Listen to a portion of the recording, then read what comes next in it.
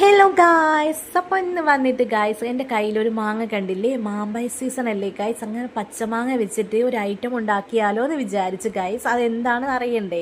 എൻ്റെ ആൻറ്റിയുടെ വീട്ടിൽ പോയ സമയത്ത് അവിടെ നിന്ന് എനിക്ക് ഗീ റൈസിൻ്റെ കൂടെ സൈഡ് ഡിഷായിട്ട് സാലഡിന് പകരമായിട്ട് കിട്ടിയിട്ടുണ്ടായിരുന്ന ഒരു ഡിഷായിരുന്നു ഗായ്സ്. എനിക്ക് ഭയങ്കര ഇഷ്ടമായി അന്ന്. കാരണം പിന്നെ ഞാൻ പോയ സമയത്തൊന്നും എനിക്ക് ആ ഒരു ഡിഷ് കിട്ടിയിട്ടില്ല. കാരണം മാങ്ങ ഇല്ലാത്തത് കൊണ്ട് അവരത് ഉണ്ടാക്കിയിട്ടില്ലായിരുന്നു. ഞാൻ ഇങ്ങനെ പറഞ്ഞ് അവരോട് ചോദിച്ച് വാങ്ങിയൊരു റെസിപ്പിയാണ് കേട്ടോ ഗൈസ്. ജസ്റ്റ് ഒന്ന് ട്രൈ ചെയ്യാമെന്ന് വിചാരിച്ചു.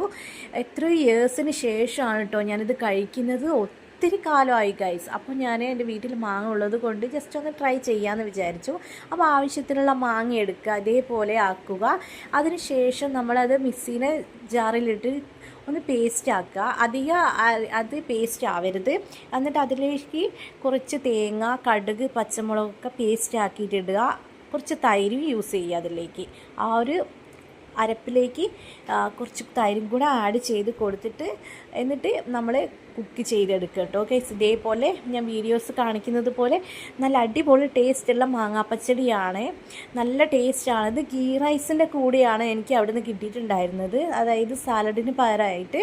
അപ്പോൾ ഞാൻ വിചാരിച്ചു ഞാൻ ഗീ റൈസിനെ കൂടി കഴിച്ചാലോ. ഒത്തിരി കാലമായില്ലേ കഴിച്ചിട്ട്. എനിക്ക് ഭയങ്കര ഇഷ്ടമായി ഈ ഒരു ടേസ്റ്റ്. നല്ല ടേസ്റ്റാണ്. അപ്പോൾ ഞാൻ മാമ്പഴ സീസണൊക്കെ ആവുകയാണെങ്കിൽ കിട്ടുകയാണെങ്കിൽ ജസ്റ്റ് ഒന്ന് ട്രൈ ചെയ്ത് നോക്കൂ ഗൈസ്. നിങ്ങൾക്ക് എന്തായിട്ടും ഇഷ്ടപ്പെടും.